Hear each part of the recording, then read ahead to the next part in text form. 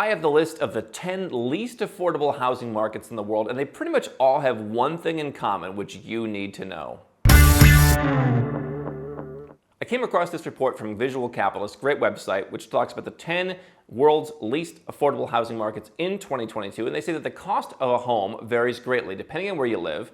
Here's a look at some of the most expensive housing markets worldwide using data from Demography's 2022 Housing Affordability Report. There's a few things that stand out to me in this report and a few things that you, as an aspiring nomad capitalist, should want to know beyond just where houses are more expensive. If it's your first time here, I'm Andrew Henderson, founder of Nomad Capitalist. We are a boutique consulting firm that helps 7- and 8-figure entrepreneurs and investors legally reduce their taxes, diversify and protect their assets, get second citizenship, just basically make sure that they are protected in these crazy times against crazy governments. We also host the biggest and best offshore conference called Nomad Capitalist Live. So let's just start with the number one least affordable market, which is Hong Kong. So basically they say if you're at 5.1, I guess the closer to 0 means it's more affordable. Once you get over 5.1, it becomes extremely unaffordable. So Hong Kong is like way up there in the stratosphere, 23.2. That's like really, really, really unaffordable. And I've been to Hong Kong, and I know that about 7% of the whole territory is zoned for housing.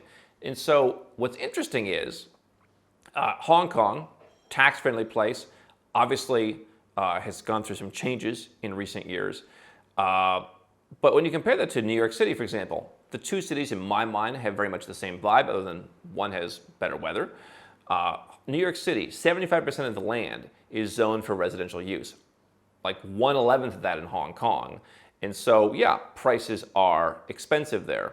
And so that is an issue. It is very expensive to live there. Like people who pay $5,000, $6,000, $7,000 a month for rent, they are not living in a palace. I've seen places a decade ago, $10,000, $12,000. Hey, it's a nice apartment, beautiful, 1 bedroom, nice view, right? And so from my perspective, if you are a nomad capitalist, Hong Kong has historically been a good place to incorporate, not necessarily for everybody, not quite as easy as people think it is, but hey, it's been a good place to have a business. If you have the ability to live anywhere, do you want to live there? I happen to love the history of Hong Kong and love the place, but yeah, probably better deals. They're number one, but hey, a lot of the land is just set aside for other stuff, and so that makes them number one. Number two is Sydney. Obviously, a lot of Australians have been contacting us looking to get out of Sydney, get out of other places in Australia recently. The median home price there is about $1 million Australian, 40% higher than the national median price, so it is no doubt expensive. It's not the only city in Australia that meets that criteria. Number three is Vancouver, Canada. They're at 13.3. A lot of people in Canada looking to get out. A lot of people, by the way, in Canada and Australia have the benefit that housing prices have gone up. And if you want to get out, you could sell your property and you could take that money. You could buy a house somewhere else with the profits, pay cash, have no debt if you have debt now, pay off all your debt, buy a house for cash, still have money left over, and use it as a cushion to adapt to a new life somewhere else that's much more affordable. So Vancouver's showing up. Number four begins 3 different places in California. San Jose, California at 12.6. Number 5, we go back to Australia, Melbourne, 12.1. We continue in the US, Honolulu was at 12, place that had a number of concerns in recent years. San Francisco, 11.8. Everybody knows San Francisco is expensive, big housing prices there.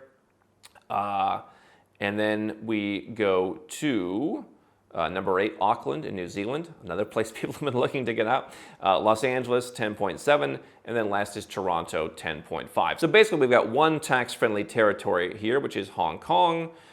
We've got New Zealand, where they are trying to raise taxes, which have been historically better than the other English-speaking countries and may not be that way forever. And then you've just got a bunch of expensive, high-tax countries that have not really been too friendly to their citizens in recent years, that have not really been promoting freedom, and that certainly have not been promoting the concept of you being a successful entrepreneur investor. That is very much out of vogue in those places. And so, what don't I see on the list? Okay, New York's not on the list. Dublin, Ireland, a country and a city that I've always loved. They talk about having a housing crisis. It is very expensive. It has some of the highest wages in the world. Ireland does.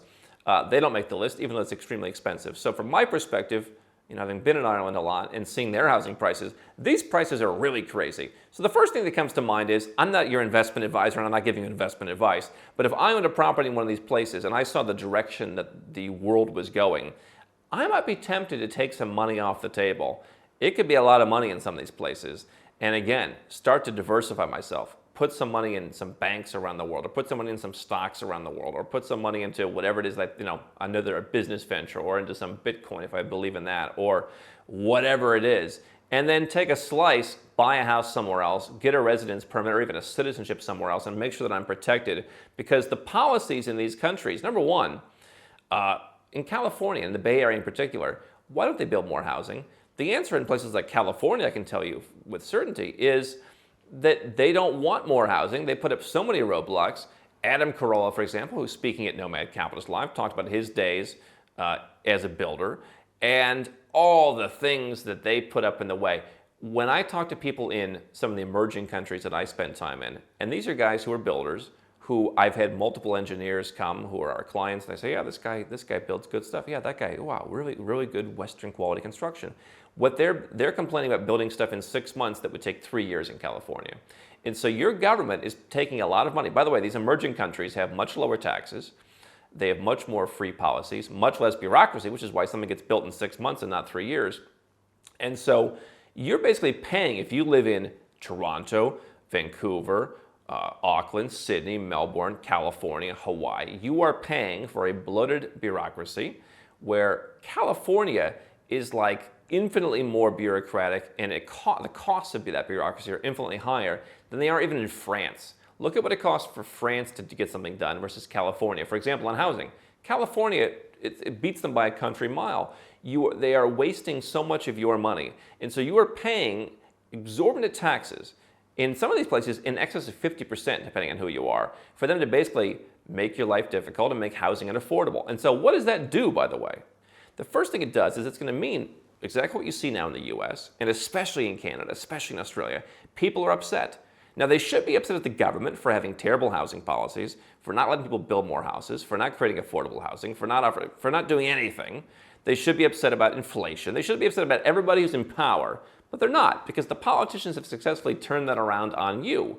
You're to blame. You literally now have generational squabbles where millennials are blaming baby boomers that they've had this easy ride of becoming very successful because housing prices have gone up, and now millennials are priced out of housing to where the multiple of salary to housing price used to be much lower in many Western countries, and now it's becoming much more affordable, the way I've always seen it being in some other countries.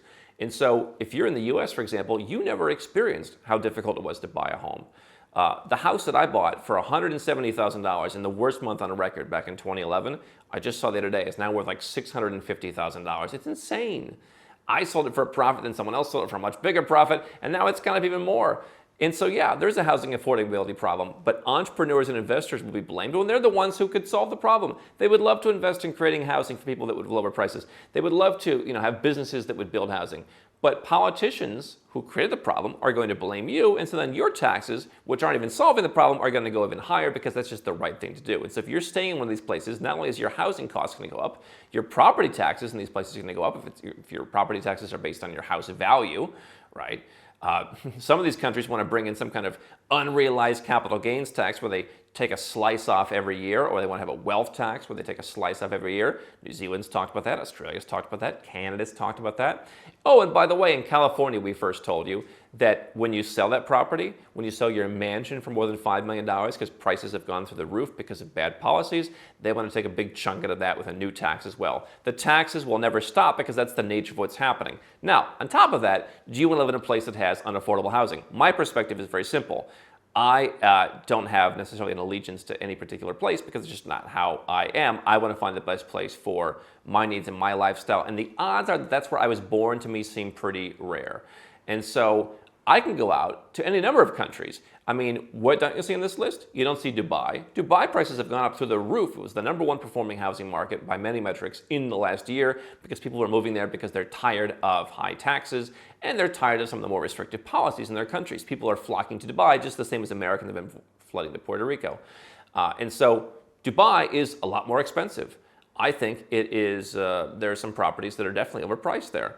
But you don't see it on this list. So you could go there, slash your taxes from 40, 50, 53% down to 0 in many cases. get much more affordable housing, and potentially you don't even need to dip into your pocket to do it because you already have a house that's gone up in value. If you don't have that, then you certainly should be going somewhere where it's more affordable. If you are trying to start a business, if you have a young business, if you're growing a business, why would you want to live in Vancouver and be liable for all those taxes, which are only going to go up, including the exit tax on the value of your business if your business becomes something that you're going to sell, right? Why not move that business overseas where you can get more affordable housing and put more money back into your business? So whether you're someone who's younger, who's starting a business, whether you're older and you're just living in a place where you've accumulated some wealth, to me, living in a place that has unaffordable housing is not a good bet long term. It's politically going to be a lightning rod. You're going to get dragged into that. And if you're suffering from the cost of affordable housing, then you owe it to yourself to treat the world as your oyster. There are plenty of places where you can take your talents, even as a freelancer, as an entrepreneur, as an investor. There are countries out there that want you where housing is 1/10 the price, 1/5 the price. And if you already have more wealth, and you say, well, I don't want to go to Georgia or Montenegro or Mexico or Thailand. I don't want to go to those places to save 90% on housing. Great. There's Singapore. There's Dubai. I mean, Monaco is pretty expensive. I guess it didn't make this list. But there's plenty of developed, tax-friendly places where you can go that have great lifestyle. Was just in Uruguay.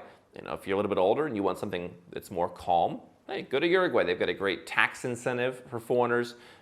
You're far away from all the world's problems. There's plenty of places for you to go.